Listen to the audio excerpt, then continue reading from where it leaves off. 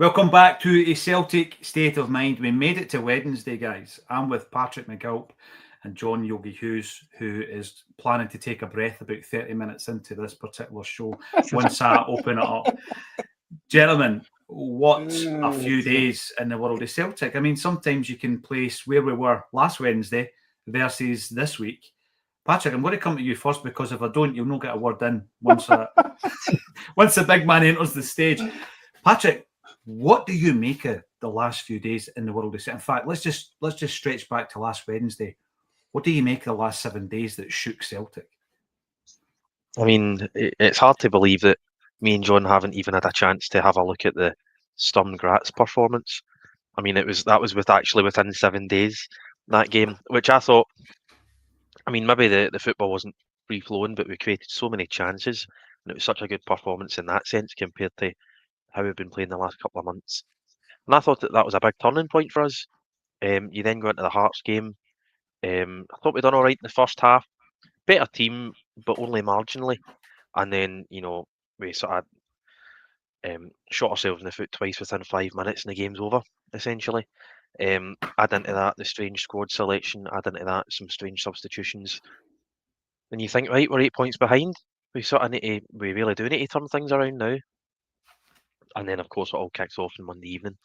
And I think, to be fair, the concern about the club on a sort of macro level, on a sort of higher level, a lot of the frustration in the news has actually been about the Desmond statement as opposed to Brendan Rodgers leaving. I think, people are maybe getting a bit tired of the same old formation, same old tactics, and it really wasn't working. And it didn't look as if it was going to turn itself around. But, since this will be my one and only chance to say it, I'd obviously like to thank Brendan Rodgers for the 2 years, the 2 spells he's had here. Brilliant achievement. First time round, invincible treble. We're 8 points clear in a Scottish Cup quarter final. So, for all intents and purposes, he was 3 games away from a treble on his own. Lenny got it over the line. Second season, he didn't quite manage to get a treble, 7 minutes away from it. And by far and away the most impressive and most entertaining Champions League campaign I've seen as a almost 25-year-old Celtic fan. So, we've been hamstrung by the penny pinchers on the board for the last 2 decades. But despite that, Rodgers has managed to give me the best European campaign I've ever seen. So I'd like to thank him for that and wish him well in the future. But obviously, the last 2 days or so, I mean, the statement it's disgraceful for Dermot personally. It's disgraceful on Celtic, and it shames the club, in my opinion. Obviously, the club aren't at fault. It's one megalomaniac, as you said on Monday night, Paul, that is responsible for all this. And yeah, I mean, the hope in the short term, obviously, is that I would expect Martin O'Neill and Sean Maloney to be in charge for 4 games until the international break, and then we'll appoint a permanent manager. My only hope is that they can win all 3 domestic games. I think Midtjylland is well out of everyone's mind at the moment. I'd happily take a draw, obviously, but I think that's out of everyone's mind at the moment. And then we can get a really good permanent manager in and really kick on. If it was any other season, I wouldn't be all too worried about the 2 league games that we've got coming up, but we're 8 points behind Hearts, and our 9-point advantage over Rangers has become 5. So, all 3 domestic games are essentially must-win games for Martin O'Neill. And obviously, I was, not to mention it again, guys, but I was 4 when Martin O'Neill left Celtic. So it is a bit surreal for me to have Martin back in charge. But again, I think this is the recklessness from Dermot. I don't think his legacy would be too tainted, but I think if we lose that semi-final on Sunday, I think it's really unfair in Martin to be sort of thrust into this position and possibly have his legacy slightly tarnished by the absolute mess that the board and Dermot Desmond have put our club in over the last couple of months and couple of years through lack of planning. But I mean, it's been a wild sort of 36, 48 hours, 7 days, whatever you want to call it. Obviously, Brendan is sort of fallen on his sword and is, he might not be the most popular man amongst the support even now, but he's almost become a martyr because of the mess the board has created. So I wish him well in the future, and I can only hope in the short to medium term we can get a really good manager in and turn this season around. I hope so as well. I mean, all the focus eventually, John, will turn on to who's going to be the next manager in. But we are back to the Wallace and Gromit. The dog is in the train laying the track as he hurtles along. That's where we are right now in terms of Celtic. There was a famous quote Kev Graham shared it with us about Brendan Rodgers going on about putting together an aircraft while it's in flight. That's what football management's like. I'll tell you what, we do it like this, John. Nothing seems to have been planned. And I'm going to take one point that Patrick makes and throw it out to you in terms of the planning of this and how knee-jerk some of it has been. Martin O'Neill gets that phone call having been on Talk Sport in the morning, talking about Hearts, of course, going on about the Hearts challenge and the fact that Hearts will win the league. And he gets this phone call and he's given 10 minutes, obviously, to make his decision. John, just let's go back to that moment 2 days ago.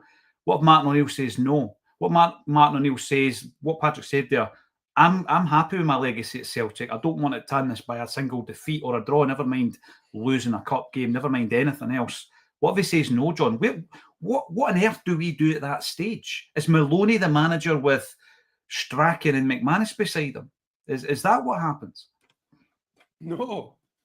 Why do you think Neil Lennon was saying all that about Brendan the other day? And I was accused of, it's not logical. Of course, he's not angling for a way back. Well, it might be a coincidence, but, there would have been some other, desperate play to try and shield young Maloney, who, I feel sorry for both of them, to be honest with you. They can't do anything really interim. Everyone knows they're only there short term. And Sean Maloney seemed terrified by the prospect of actually getting the gig long term. Excuse me. And so, yeah, I mean, we'll come back to that. But I mean, what a shameful couple of days, and just incredibly saddened, to be honest with you. The reputational damage to Celtic is go far and wide now. Utterly tin pot, not fit for purpose, and we have some very serious problems, as if that wasn't already evident. When the news came in about the manager, I was really taken aback by that, because I had posted quite incorrectly just beforehand saying that he is trapped by his own words and he can't get out, and they wouldn't sack him. Now, I think it's true that they wouldn't have sacked him, unless he was forcing the issue, and he had a meeting with Dermot just before that, and obviously it didn't go very well. So, they had a phone meeting for quite a long time, is my understanding of it, before. And so, look, I'm not particularly bothered about seeing Brendan go. I think his time had passed. As Patrick says, thank you very much to him for the work that he's done. But essentially, his time is definitely up. I'm not worried about that. It would be, if you could trust this board at all, then the best thing is, would have been to get him replaced as quickly as possible and spend a load of money, and hope we're still hanging on. As I said last week, hope we're still hanging on in January and spend a load of money. But of course, we can't even manage that. So I was surprised, but not disappointed to see him go. And I was interested to see what would pan out. And I had to wait, 13, 14 minutes to see how exactly it was going to pan out. I mean, I am still stunned by the fact a minority shareholder was allowed to use the PLC comms to aim a vindictive, hissy fit and deeply personal character assassination at a senior employee. It was world class in being cringeworthy. It demolishes club credibility, and it perfectly demonstrated the unprofessional bowling club committee, excruciatingly amateur approach that they have been accused of time and again, and now cannot deny. It was a humiliating day for anyone that loves the club. Dignity, class, professionalism, all shredded, reputation damage massive. And it's really genuinely embarrassing, and the number of issues just around that statement, which threw up, was just stunning. So, I mean, I'll come to the statement itself in a minute, but the emasculation of Michael Nicholson and Peter Lawwell to have a minority shareholder go on and, we'll come to the statement, as I say, but there's at least one word. I was talking to Phil McGillivant, and he'd been talking to a media lawyer and looking, and he sent that statement to her, and she said actionable. And it was actionable around one word at least, which is fueled. So Brendan fueled the hostility, right? Yeah. So I don't know if that's true. I'm not a lawyer. But what I would say is it was very clear that no lawyer looked at that before it went out. I mean, it was just a terrible. It'd have been great if we had a lawyer in the boardroom, John. Yeah. And I mean, it just completely bypassed them. That's the thing. I would say that would be if you were Michael Nicholson or Peter Lawwell, that would be the straw that broke the camel's back. That's a public humiliation. But the problem is they have no spine. There's no back to break. So, they're completely servile to Dermot Desmond. And that has just become apparent. And that is a problem for so many reasons. And just Paul John, if it's all right with you, do you mind if I just go through this? I would love you to go through it, John, and I'll tell you why. I think that with regards to this, when obviously you speak about it on a public forum like a Celtic State of Mind or beyond on the mainstream, and you make it pretty clear that it was an unacceptable communique, John, that's what it was, right? People then say, but it was true. Doesn't matter. John Hughes, myself, Patrick, we can't prove what was true. This is one man's word against somebody else. That's not the point. The statement should never have seen the light of day. And over to you, John, because I did see that you put a bit of work into pulling apart and picking apart that statement. Well, I tell you what, it didn't take much work. And that's the issue. Do you know what I mean? It didn't take much work. Any of us could have done it. So, I mean, that is basically a tantrum. It was a toddler's tantrum, a wee vindictive toddler's tantrum. And I've said before, we exist at the whims of a capricious billionaire, and oh my God, to say what the main thing about that is the utter lack of any even pretending there's corporate governance, pretending that we are in any way a PLC. If the governing bodies had anything about them, there would be fines and sanctions and all that. You cannot do that. And also, not only that, so not even get to the statement yet, but he has a fiduciary duty to other shareholders, right? So he's making a statement that could have tanked the share price. Yes. Right? So, that is not something you can do and pretend to be a PLC. If Dermot wants to buy the club, come up with the money, buy the club, right? Stop pretending to be a PLC. Stop pretending that there is some sort of corporate governance in there, and let's just get it out there in the open that this is your plaything, and we just exist your whim, in terms of our club. It is beyond belief. When I say I was stunned, I've been doing this a long time. I've been in financial services a long time. I've never seen anything like that. No. From a PLC. All he had to do was give an interview to the paper. That's all he had to do. Give an interview to a channel, give an interview to a paper. He could have said all of that and nobody would have cared, right? It would have just been he said, she said, all the rest of it, and we'd have gotten the weeds on the argument. It wouldn't have mattered. But he has exposed Celtic, because he used an official channel, the club is now exposed. You know, and it's beyond belief that that would be allowed. The fact that Michael Nicholson as a lawyer and Peter Lawwell as a chairman of such long standing didn't go, damn it, look, wait a minute, you know, obviously didn't do well at the golf today, let the whiskey wear off, you know, just smoke through at the end of that cigar before we make a decision, you know, and the fact that it was nothing at all, nothing. You know when not to press post on social media, John. How many times have you deleted things you were going to say? Oh, yeah. I mean, there's nothing worse than waking up the next day to a load of responses and thinking, what was that? I don't remember. And then you look back at what you saying, you go, right, okay. So, you know, yeah, I've had a few weekend nights like that. But, you know, so, I mean, let's take this tantrum.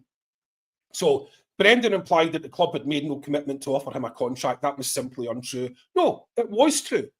He said he hadn't been offered a contract. You can actually go back and see the interview. The interview he said that was an interview where he talked about being a maintenance manager. Mm-hmm. That was the interview. And he said, what he said reflected exactly what Dermot said, that they'd spoken about it. And but there'd been no offer forthcoming. And that was exactly true. You know, so every player signed and every player sold during his tenure was done so with Brendan's full knowledge, approval and endorsement. I mean, please, you know, accepting players you're presented with when you're desperate for replacements is not the same as getting the players that you want, right? Obviously, the delineation was clear for everyone to see. BR was telling us in real time, club players, real time as we went along.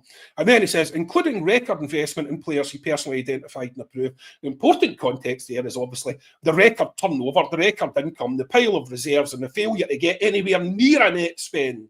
Right, contributed to a toxic atmosphere around the club and fueled hostility toward members of the executive team and board. Some of the abuse directed at them and at their families has been entirely unwarranted and unacceptable. So blaming the manager for the board's asset stripping, cash hoarding and lack of vision, blaming the toxic atmosphere on the manager and accepting no responsibility, not even acknowledging the repeated failures in the transfer window and utter lack of ambition in Europe, a narrow insular focus that has caused the diminishing circles from potential European achievement, which equals domestic dominance, to hanging on for grim life against a team with a fraction of the resources. Invoking families for victim status is bad enough, but to do so in this context, essentially blaming the manager, is unconscionable. So every member of the board and executive team is deeply passionate about Celtic and acts at all times with professionalism, integrity and a shared desire for success. What has failed recently was not due to, I can't even read it. What has failed recently was not due to our structure or model, but to one individual's desire for self-preservation at the expense of others. Wow. God. Wow.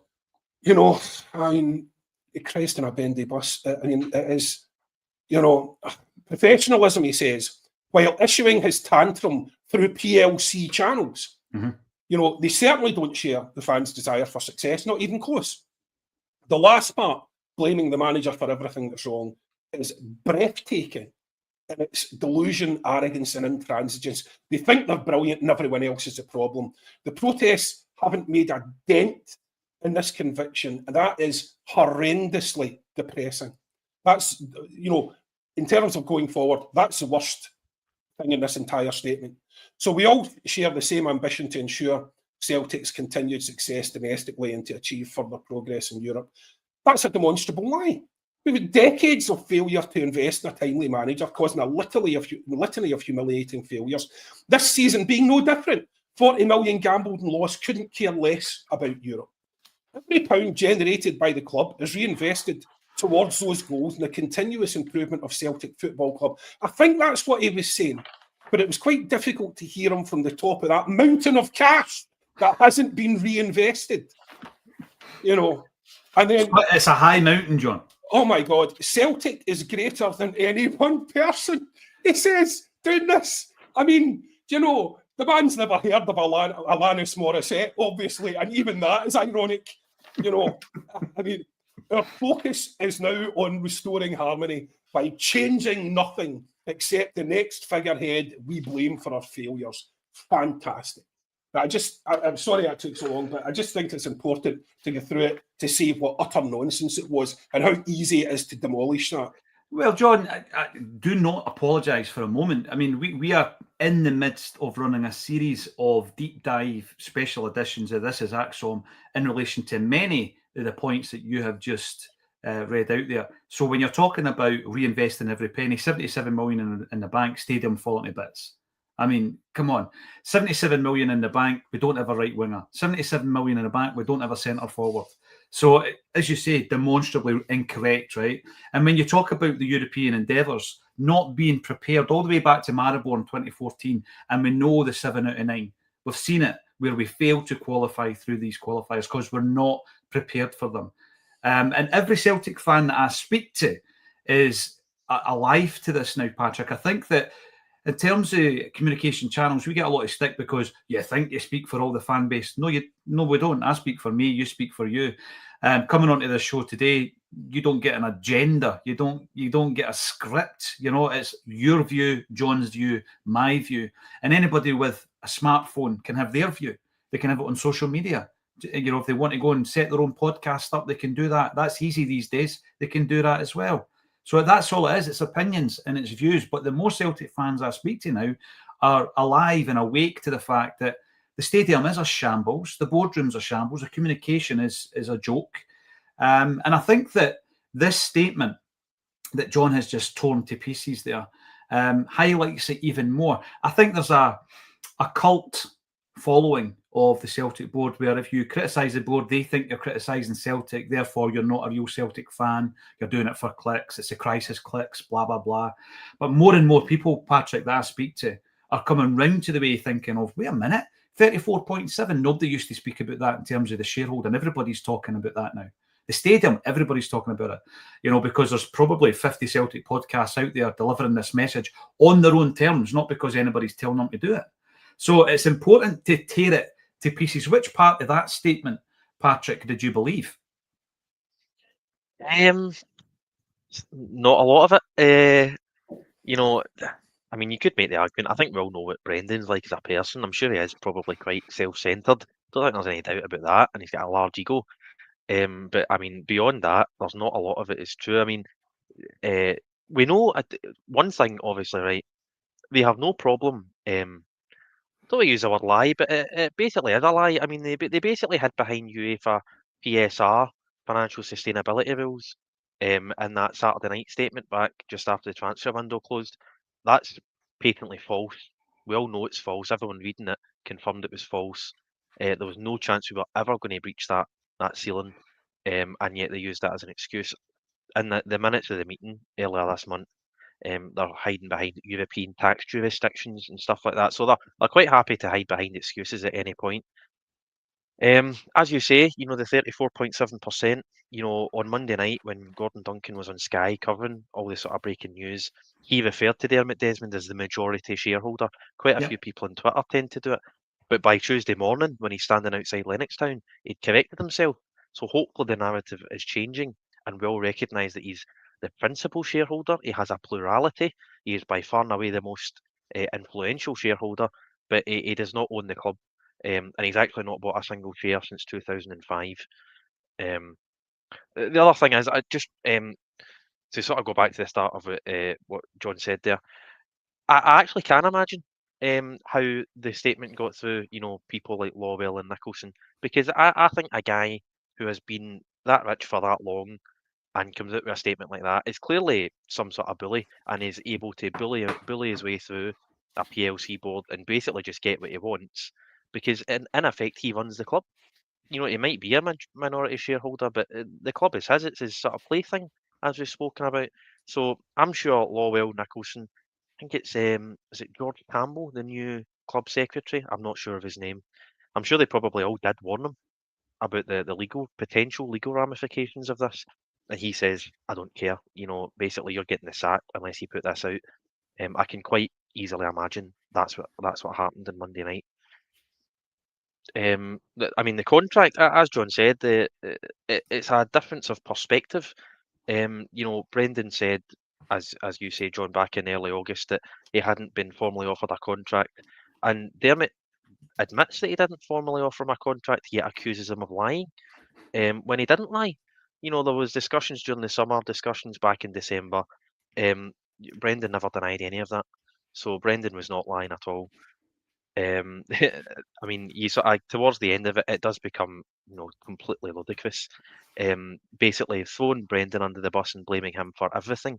So what I took from that was we're going to be brilliant from now on. We're going to be absolutely world class in everything we do. We're going to have a top of the line managerial recruitment process. We're going to get the best manager on the market. We're going to spend tens of millions of pounds in January to secure the league and go and have a chance at the Europa League. We're going to win the treble, and then we'll be really, really organised and prepared for the Champions League, because apparently 5 out of 5 failures in Champions League qualifying is all Brendan's fault. Ferenc Varos in 2020 was Brendan's fault. Midtjylland in 2021, that was Brendan's fault as well, because according to Dermot Desmond, the club has been really successful for the last 2 decades, which is true on the domestic front. But, I was at the Maribor game, I was at the Legia Warsaw game, I was at the Malmo game, I was at the Athens game, the Cluj game. What a night that was. Obviously watched Ferenc Varos in the telly, and I think I was one of 13,000 at the Midtjylland home game in 2021, and of course had the delight of watching the Kaya Almaty 210-minute disaster that we had. If he thinks that's 2 decades of dominance and success, then I really do question his sanity. Again, John has highlighted, Celtic bigger than one man, written by Dermot Desmond. You've got to laugh. Even Martin O'Neill in his statement, I seen a comment from Graham Spears saying that they were due to have coffee in London 2 weeks ago.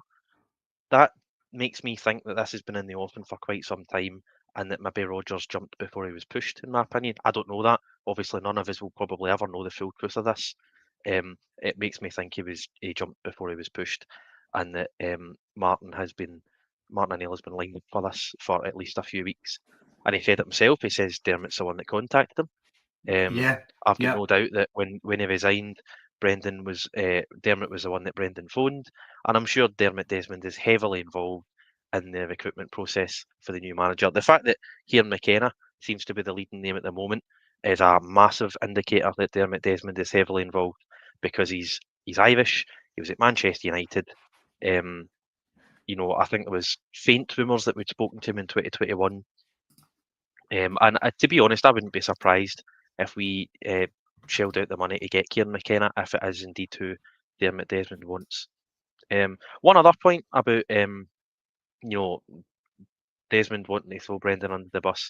He claims that essentially, Rodgers was at fault for the summer transfer window. He was presented with players and basically kept knocking them back. Now, who's to say those players were of any quality at all? Secondly, if the model was working so well, he admits himself that Brendan Rodgers identified Engels, Ida, and Trusty. So, what is the model then? What is this wonderful model that Brendan Rodgers was determined to ruin? If he alone was able to identify and sign 3 players for 26 million, those statements cannot be true at the same time. So, I don't doubt that this has came from a place where Dermot Desmond is incredibly annoyed. From his perspective, Brendan has been causing all these issues since the summer, when in fact the club has run extremely poorly. Brendan is obviously, he's got a large ego, but he's also a really ambitious football manager. And, Dermot going behind his back, speaking to Martin O'Neill, looking and tapping up Kieran McKenna the minute he leaves. I think they've obviously been planning this for at least a few weeks. And you see the flurry of changes. I mean, just the speed at which everything is happening. You see rumours about the CEO being replaced. I mean, so much is changing so quickly over the last 36 hours. I don't doubt this has been in the open for quite some time. So, I mean, just totally flabbergasted, taken aback. And I'm glad the collective, just one final point. I mean, they've been keen to emphasise that they want Lawwell, Mackay and Nicholson to step down. Now, I agree, for corporate governance reasons, Lawwell shouldn't be there. And because of the Champions League failures, I think Nicholson should fall on his sword and take responsibility. I've not got massive issues with Chris Mackay. I don't think he's particularly responsible for the strategy of the club as a financial director. But I'm glad that they've went for Desmond now in their latest graphic and statement. He is a towering figure behind the three of them. If you look at their latest posts, The puppet because master. I think he is the problem. Yeah. That's it right there. And they acknowledge, I think, towards the end of that statement that they released last night, that he is the sole power behind the running of the club. And I think that's definitely true. And it's something I think us three have been saying since August, if not beforehand. And the question is, how do you get him out? Because he probably won't turn up to many games. He won't go to the AGM. But it's so clear now. I mean, one final point. What manager would want to work under that? I mean, This we all is had a the laugh at reputational Marinakis. damage. Just- Yeah. Marinakis 10 days ago, sacking Ange, Mhm. 17 minutes after full time, you thought, God, what a nutter he is. Imagine having him as an owner. Uh-huh. My God, I'd rather have him as an owner than, what we have, putting the club in jeopardy due to these ridiculous statements before informing the London Stock Exchange. Just on your point, Patrick, beyond belief. Just on your point about Brendan resigning. Brendan might have resigned the same way that Mark Warburton resigned. Found out about it while he was watching the telly. That's true. Because there are rumours that that's why John Kennedy and all walked out, because he was basically sacked. He was resigned as the description. The same way government ministers resign. Yes. They're basically told to resign. Yes. Want to go and spend more time with my family. The wife that hates me, the kids that never see me, all that sort of stuff. Yeah. So no, it's again, we'll never probably know the truth of exactly what happened, but it's sort of irrelevant. It doesn't matter. And I think previously as well, Dermot Desmond probably had to be talked out of doing a similar sort of statement in terms of Ange, and probably because it was the end of the season. But he was, by all accounts, absolutely fizzing when Ange told him that he was going. And whether that was justified or not, it was a surprise that he didn't actually make a statement at that time. And I think just because it was maybe the end of the season, things weren't quite as fraught. We had just won. We just had a decent season, so maybe things weren't quite as fraught. But again, it's very, very clear. And this is, going on to those protests, as you mentioned. I mean, you hear people saying, right now, I'm feeling pretty depressed about, the whole endeavour. But you have to sort of get over it and, carry on and in the hope that something eventually gives. But it's very clear from that statement that he gave that to blame the manager for everything is one of the most shocking things. I just can't believe that was said with a straight face to the fans who have watched, season after season after season after season, and and as you pointed out, getting the blame for stuff that was nothing to do with him. See, the thing, John, you know that point that Patrick made in relation to Nottingham Forest. We were talking about that just last week or the week before, I think. Evangelos Marinakis, right? Now, when we looked at that, we were looking at Nottingham Forest thinking, what a basket case of a football club they are. There's a guy who thinks he can just bounce about the park and do what he wants, and just like with impunity. And the kind of the end result of that is you look at it and think, who on earth would want to go in there and manage? And we have just created chaos, and it's of our own making. We could have kept it in-house, done it all legitimately, and just kept everything in-house, but we've not. And I think on the outside looking in, we look like a bit of a basket case after that statement. Anybody that wants to talk to us, John, it's not even about Brendan leaving on Martin coming back. It's about that statement. The statement has become the story. By the way, that owner of Nottingham Forest is the owner, and he owns 75% of the shareholding in Nottingham Forest. So I think we can legitimately call him the owner. Jumping back onto what Patrick mentioned here with the protest this evening, sack the board. Let me just move this banner so you can see it. Celtic Park, Wednesday from 7 p.m. And we do have the statement here as well. Let's have a look. there you go. Yesterday, Celtic FC confirmed that Brendan Rodgers had left his position as manager. The signs of decline have been evident since the summer. And this crisis has come as a direct result of a clear absence of planning in the latest poorly executed transfer window. Coming back to you, John, the word fuelled being a key word in relation to what can and can't be proven in that statement that Desmond made. The very fact that he thinks Brendan Rodgers fuelled the fan fury shows you how out of touch he is, or how out of touch the board are, if they actually are pinning that on Brendan. I mean, I have attended all the meetings, myself or Jim Orr have attended all the meetings of the Celtic Fans Collective steering group, right? Everyone, be that in person or dialing in. And I also attended the meeting with Celtic. And at no point has anybody once mentioned that this, as a result of Brendan Rodgers, his approach, his signing policy, his style of play, not once has Brendan Rodgers been mentioned, John. And again, the worrying thing for me in relation to that is the fact that they truly believe it's got nothing to do with their performance and it's all down to Brendan. So that is an overriding worry for me, John. The other one is this, 2 words. And this was what happens when you stand up and you disagree and you give your own view on something and you do it your own way. You get Dom McKay out the building, don't you? Yeah, I mean, it's very clear that that's the case, and you talk about the self-preservation, and the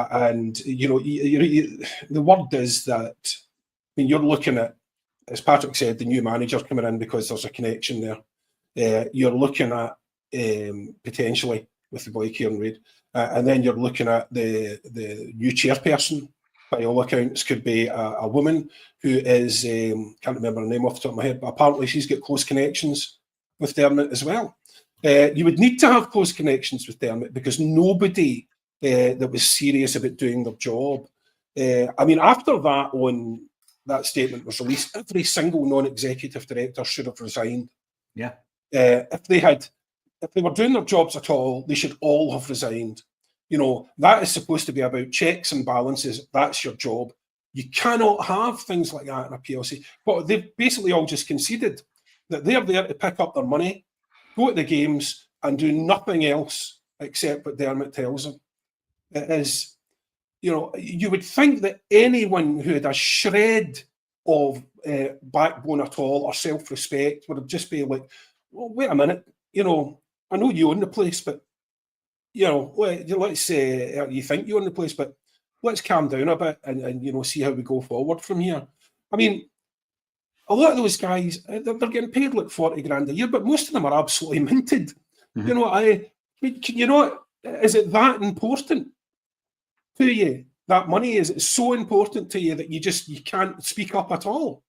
It's beyond belief that nobody says it. It's beyond belief he just steamrolls over everyone and gets away with it. And, I would love to know, I've heard that Dom McKay's not shy talking about it, in non-public forums. Around the water cooler. But I would love to hear officially what you thought. Because, I mean, if you come in from an organisation as he has done, as a proper CEO, and then you're confronted with this, just like, wait, what? What's going on here? Sorry, just because he said it, are we not going to have a discussion about it? Are we not, what's going on? It's really, again, the dysfunction stems from one man and absolutely permeates every aspect of the club. We are not a PLC in anything but name, and it undermines everyone who claims to have credibility in the role. It absolutely does. Susan Whelan is the former CEO of Leicester. She was in charge of Leicester when Brendan Rodgers went there. Thanks for the £9 million, Susan. And she was in charge of Leicester when they won the Premiership back in, when was that, 2016, I think? I think it was 2016. So, yeah, you talk about the European performance. It's all Brendan's fault. We did a bit of a deep dive into the transfer meddling at Celtic as well, Patrick. It was on last Friday's show, and this is Acsom. And this is basically through speaking to people who are involved with the club directly and indirectly, be that agents, players, managers, mothers of youth players, whatever it is, we'll try and get as much info as we can. And we were able to trace examples direct from source examples dating back to Gordon Strachan, where there has been meddling in the transfers. And so to come out with a statement to say all of a sudden, even though we've got examples all the way back to Gordon Strachan, the only one I couldn't verify was James McCarthy under Ange Postecoglou, but I'm kind of taking it anyway that Ange didn't identify and sign that one off.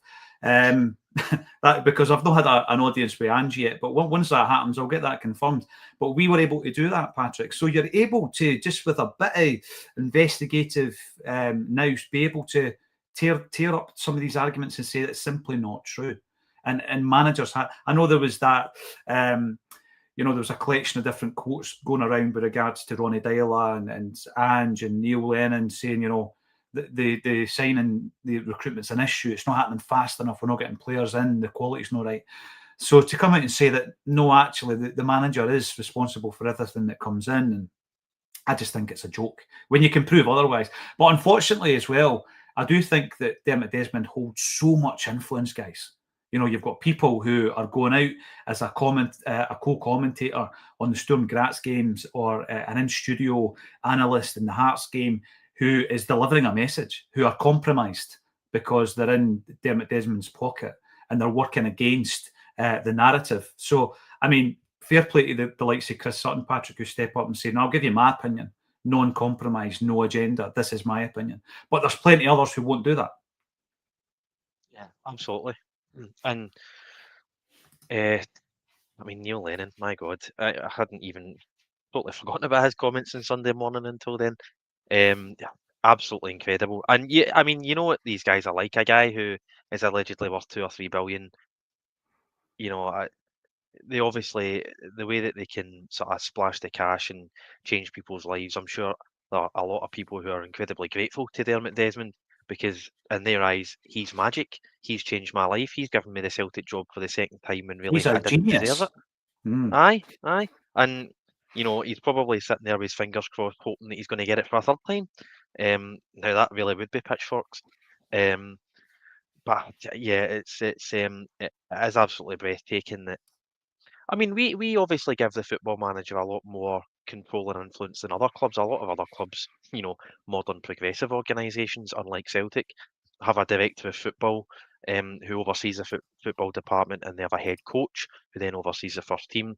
We have a football manager who's given a lot more control, and I suppose to a lot of managers that will be a selling point.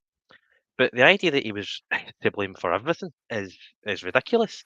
As I said earlier, he claims that the club have a model that has worked for several decades. That's really debatable at the very best. But at the same time, he's able to identify and sign 3 players. Yeah, it's totally at odds. It's completely at odds. The question really is, where do we go from here? I mean, obviously in the short term, you want a good manager in, a permanent manager in, and to be fair, this could well come back and bite me. I really don't think Hearts have got the staying power to win the league. I honestly don't. When I watched them on Sunday, they didn't take my breath away. I mean, they obviously beat us, and they scored a couple of good goals, but I just don't think they're a team that can challenge Celtic and get 90 plus points over the course of a season. I wouldn't actually be surprised if they drop points tonight away to St Mirren, to be perfectly honest, because they don't have a lot of midweek games, and they obviously would have been, exerting themselves on Sunday against Celtic. Going forward, I mean, the AGM, I believe, was announced yesterday, and again, this is the flurry of information that has sort of came around in the last 36 hours. To me, it feels as if they were just waiting for Brendan to go. And the exact details around his departure will probably never be known, but it's as if they were just waiting for him to get out the building, and then they're going to do all this stuff. Changes to the youth setup. They've finally released a statement about John Kennedy, which I think was telling in itself, that he's left the building. A guy who's been there 27 years. I mean, is he sacked? Aye. Did he resign? I mean, what is the circumstances around John Kennedy? Right. I mean, the fact that he was basically. I don't want to discredit the guy as a coach. Everyone that speaks about him says he's a brilliant coach. But he was essentially forced upon every manager that took the job. Every manager that took the job had to have him firstly as a first-team coach, and then I think from Neil Lennon onwards, he was assistant manager. And the fact that he has either been sacked or resigned, I think gives a lot more credence to Brendan's side of things than it does to Dermot Desmond. Because are we seriously to believe that a guy who's been there 27 years, trusted by the board, trusted by everyone at the club, in the last 3-4 months has purposely sabotaged everything he's worked towards, as an accomplice of Brendan, trying to negate the model and totally cause misery for the families of the executive team. Now, one thing I will say is anyone who's harassing or abusing personally either the board of directors or their families, particularly their families, I mean, that is not the right way to go about bringing change to Celtic. I don't think anyone should be harassing family members of the board. I think it's disgraceful if that's happening. But again, it comes back to perspective. They obviously perceive that Brendan has fueled those flames, and it's what John said about the legal ramifications of this. That's their perspective. That's not true, though. Anyone, I'm not going to plant myself in the mind of any idiot who's abusing these innocent people, but they're doing it because we lost to Kairat Almaty. They're doing it because we're constantly failing in the Champions League. They're doing it because the board are spineless and Dermot does what he wants as a minority owner. They're doing it because of a disastrous transfer window. They're not doing it because of what Brendan said about his contract in a press conference at the beginning of August. So I think they're going to get a bit of a surprise if they genuinely believe that inside the building. So in terms of what Brendan says, I think he will obviously come out and say something after that. I know there's rumours that he's apparently going to be at Hampden on Sunday for the semi-final. I wouldn't put it past him. I think he's the guy with the, to quote John, the testicular fortitude. He's a man with the testicular fortitude to do such a thing. He's obviously great friends with Willie Haughey. I think I seen a commenter come in and say that Alan Brazil had said that he got a text that Brendan Rodgers is going to be at the game, so that will be really interesting. I don't think he'll take legal action personally. I think he obviously could, from what people in the legal world are saying. I don't think it serves him, to be honest. It would obviously cost him money, and it might put people off hiring him as a manager going forward. But he will, no doubt in my mind, he will have his say, either a sit-down interview, a newspaper interview, a statement, press conference, whatever it is. And I cannot wait to hear that. Whether he lets the dust settle for a few weeks or so, but that will be another really interesting statement, in my opinion. Yeah, well, I don't see him taking legal action either, and the reason I don't see him taking legal action is because that legal action would almost certainly have to be against Celtic because it was through official channels and not Dermot Desmond, and that's going to be a very, very bad look, despite the fact it was Dermot Desmond that did it. Now, you wouldn't take on Dermot Desmond in a personal capacity anyway because you'd be bankrupt by the time you got to court. He's got money to throw at that sort of thing all day, and Brendan isn't a poor man at all. He's a very wealthy man, but at the same time, you're talking just different worlds in terms of what would he even gain from it anyway? Probably a few million. As I say, Dermot could make or lose a few million by the time he's finished playing this afternoon's 18 holes. It's absolutely nothing to him. But it would mean something to the club and the fans, and they would have to pay out. So I don't think he'll do it. I think he'd be ill-advised to do it because it'll get twisted eventually, no matter how justified it was. It'll get twisted eventually, and it'll be Brendan's attacking the club.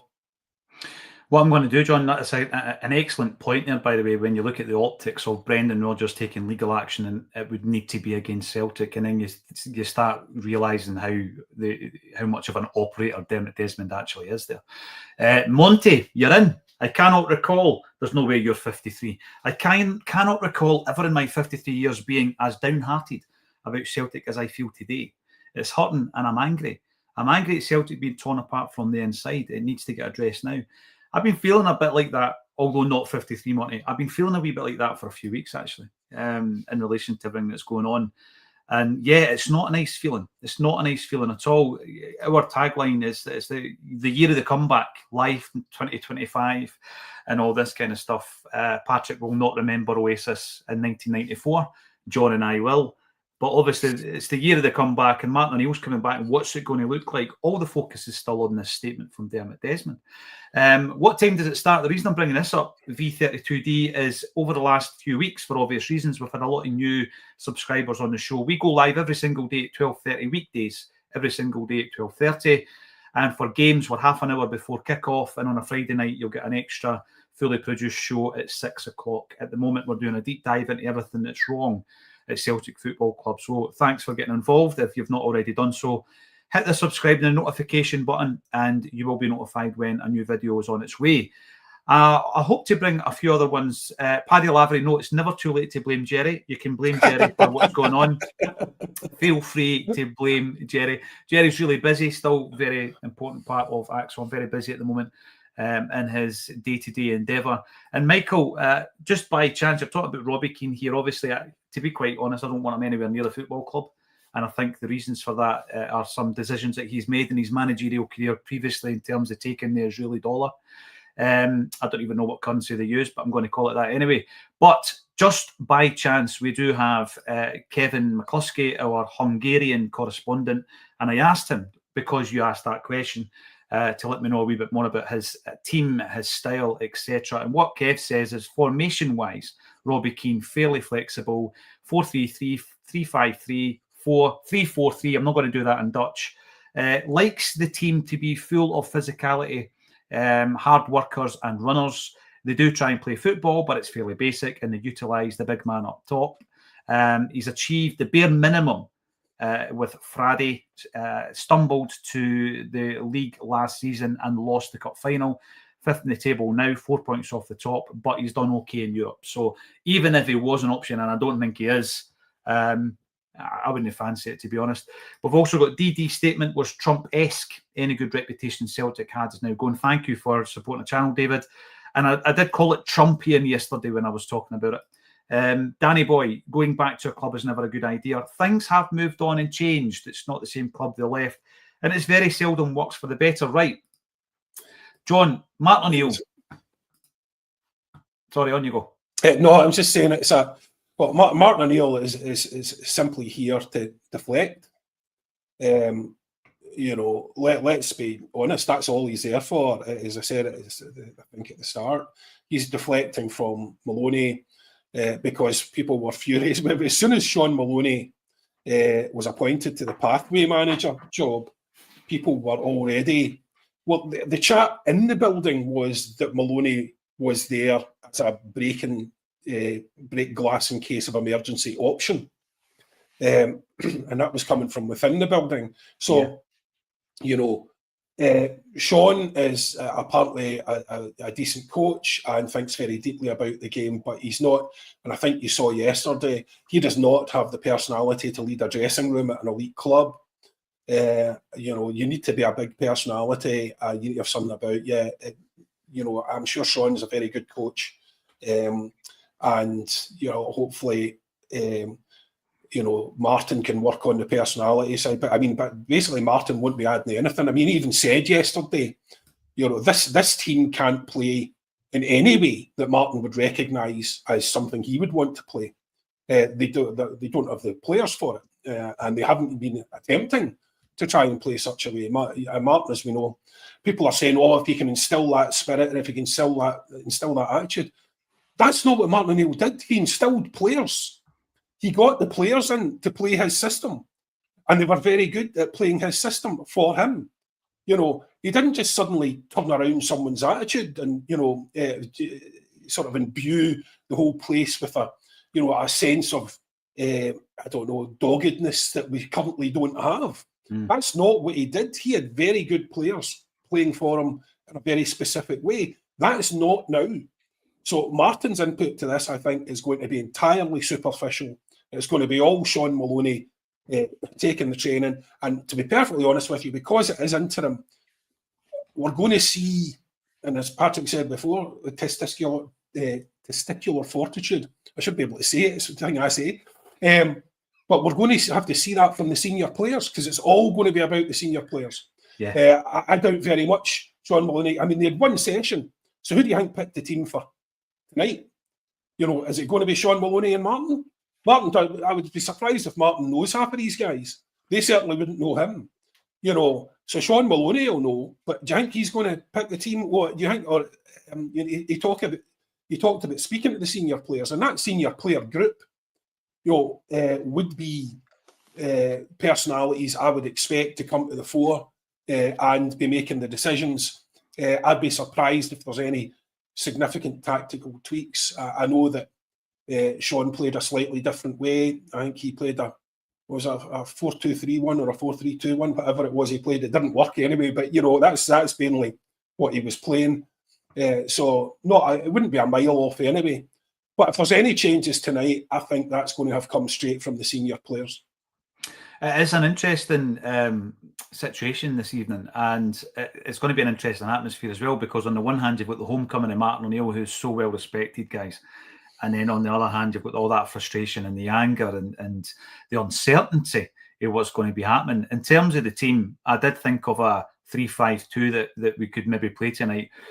Shared it in the Acsom group. Everybody was like, you know what, we'll probably just revert back to what you said, John. Get as much experience in this side as possible and get us through this result, set us up for Sunday. I'm not sure actually whether or not Desmond Maeda is fit for the game tonight, because your usual press conference on a pre-match are that, Patrick, who's fit, who's not, etc. That's not the kind of questions that were being asked.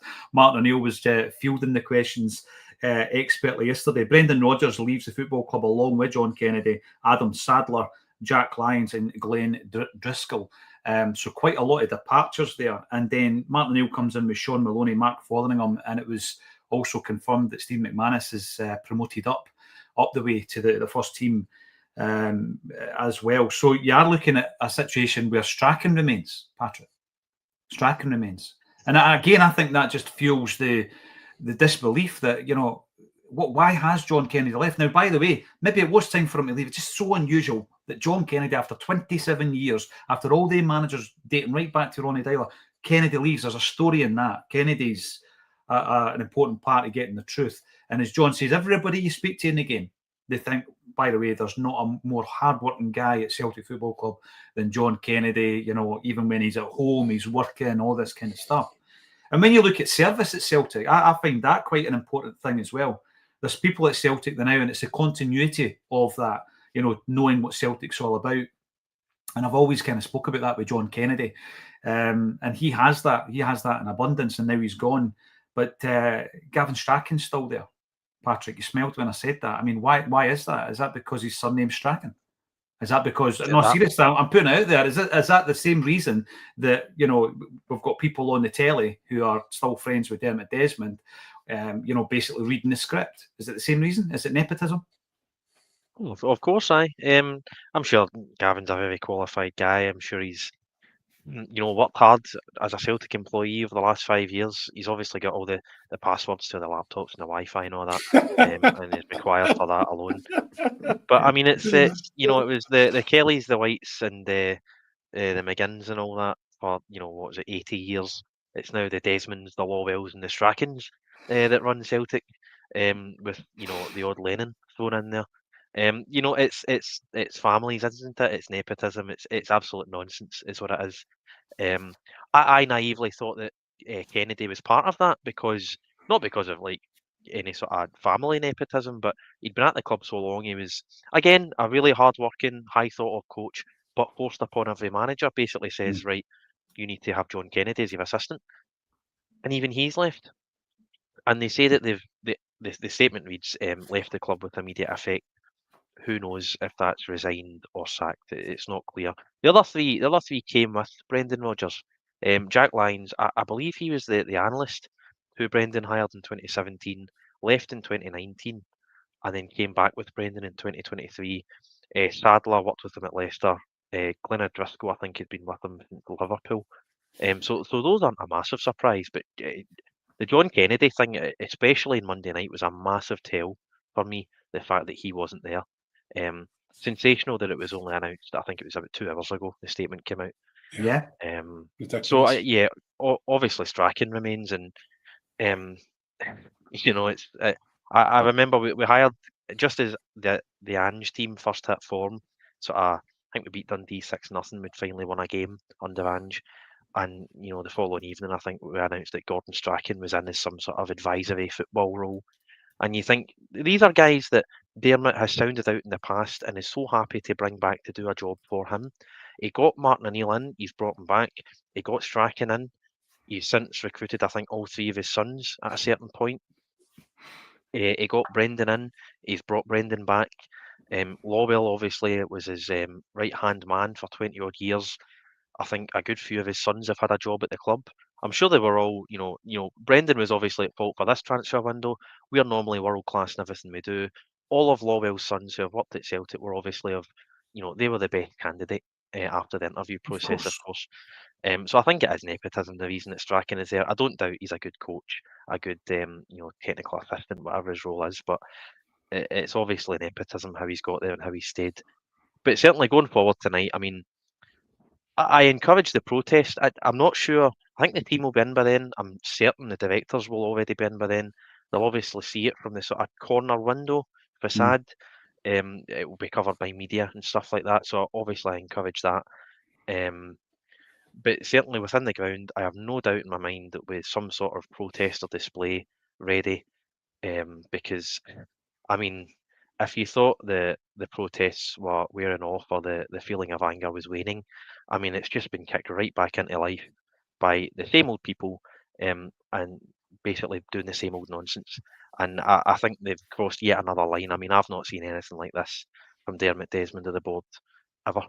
It's staggeringly low, what they've sunk to doing this.